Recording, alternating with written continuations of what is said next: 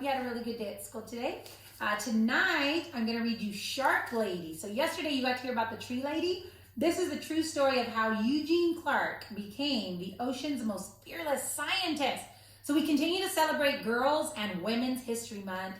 And I say history, yes, but also present and future, because you girls in that, through the listening to these stories, are going to be really amazing, and so are our boys. But this is Women's History Month, and so Shark Lady might be something that many of you want to do when you grow up, because it's all about studying the sciences and the ocean. So that sounds pretty cool, right? Okay, boys and girls, I'm going to say that in Spanish. Hola, comunidad de Greenfield. Soy su Brenda Galván, aquí con ustedes leyendo más historias. Es mes de mujeres y niñas del pasado, presente y el futuro. Y hoy voy a leer una historia sobre una señora que es una cientista que trabaja en el océano, y ella se llama la mujer del tiburón. So, ¿qué es lo que hace ella? So, este es algo, si ustedes gustan las ciencias, ¿cómo se dice? El cielo es el límite. Ustedes pueden imaginar todo lo que puedan, y si quieren hacer una cientista o alguien que trabaja en las ciencias en el futuro, pueden hacerlo. So, vamos a leer sobre esta mujer y a ver lo que hizo ella, y a ver si ustedes tienen la misma interés. So I hope you enjoy the story, because maybe you have the same interest that Eugene Clark had many years ago. All right, so here we go, and today I'm dedicating this story to the polar bears over at Rayaseko Academy. Okay, there she is, Eugene Clark. It was Saturday, and Eugene wanted to stay at the aquarium forever. She wanted to smell the damp, salty air and stare at the glittery rainbow fish. She wanted to keep watching all her favorite animals, but most of all, the shark. Dun, dun, dun, dun, dun, was her favorite. Oh my goodness, how could she love the shark? Eugene pretended she was walking on the bottom of the sea. What would it be like to swim with her sharks, to breathe underwater with gills of her own? More than anything, she wanted to find out. When the summer came, Eugene's mother took her to swim at the beach in Atlantic City.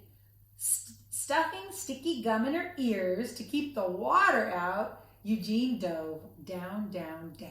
She put gum in her ears to block the water? Well, could be a trick. The salt stung her eyes, but she didn't want to miss a single fish. Constellations of sea stars speckled in pebble sand. She imagined a silvery fin standing strong on her back, slicing through the ocean current. The others, sharks, were ugly, and two other people, is what she wants to say. Sharks were ugly and scary, but not to Eugene. To Eugene, they were beautiful. As she glided through the cool water, she wished everyone could see the sharks through her eyes. But the sharks were only in her mind for now. Eugene decided to learn everything she could about them. This time into books, whale sharks, nurse sharks, tiger sharks, lemon sharks, all sharks. Eugene wanted to know all about them. She also joined the Queens County Aquarium Society as its youngest member. Eugene noted books filled with sharks. She swam with her daydreams, and on the margins of the pages, she would draw pictures of the amazing sharks. At home, Eugene's mother surprised her with an aquarium of her own.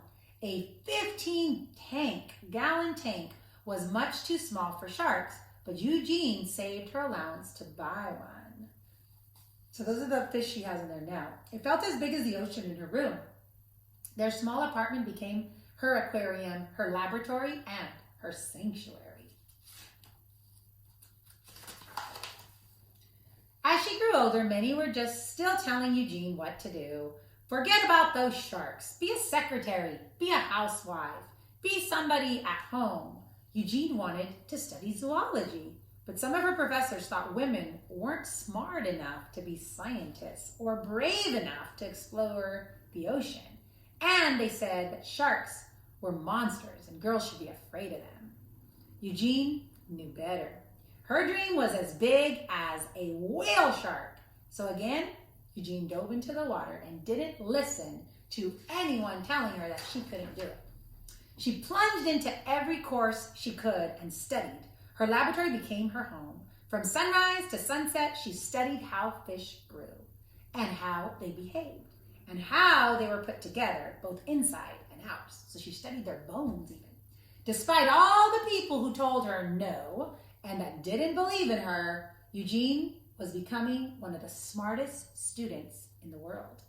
Even after she earned her degree, many still doubted her. She graduated and they still said she couldn't do it.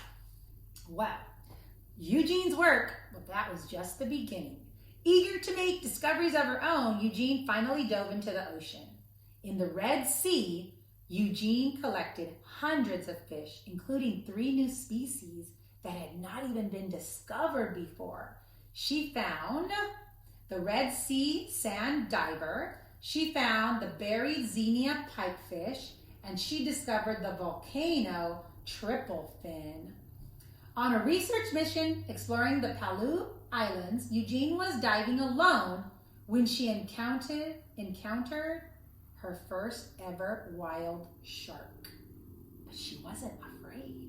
Instead, she thought it was beautiful. In Isla Mujeres, that's in Mexico, she dispelled the myth that sharks must keep moving to stay alive when she swam through dark caves, still and silent, full of resting sharks. She went there. Eugene's daring heart grew bolder with each dive. Soon they called her the Shark Lady. Eugene had proven she was so smart and smart enough to be a scientist and brave enough to explore the oceans. Wow. As her courage grew, she began to love and understand the beloved sharks more and more. But she never forgot many still believed that sharks were mindless killers. Because of their scary reputations, humans were hunting sharks all over the world and trying to kill them. Eugene knew that sharks were not stupid and they were not mean. She was determined to prove everyone wrong so they wouldn't hurt the sharks. This is shark soup, and newspapers are saying danger, shark spotted, and that they should kill all the sharks. Eugene fished through her mind and devised a brilliant experiment. Could she train a shark the way a person trains a dog? Were sharks much smarter than everyone knew? Well, they were. Eugene was the first scientist in the world to train a shark and even learned they could remember their training for at least 2 months after. So she trained them to do tricks. Sharks were not mindless killers. Sharks were beautiful. Sharks weren't smart. They deserved to be studied, protected, and loved. And Eugene's dream was now a dream come true. Wow, that's an awesome story. How about that? Eugene discovered so many things, and let's just talk about this story, right? So she persevered. She loved science. If you love science, we don't want you to stop. We want you to keep discovering science. She loved sharks. Although they were dangerous, and we hear a lot of stories about them, she wanted to prove to people that they were very smart. So she became a trainer of sharks. And so she proved to people that they could be trained and they were actually smart animals, not mindless that everybody thought about. Now, one really important thing is, I don't advise you to go play with sharks. So please don't.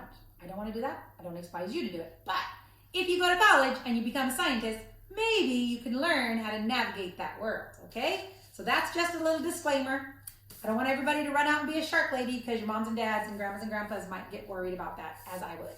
But nonetheless, the story talks about perseverance. So please keep doing whatever makes your dreams come true, okay?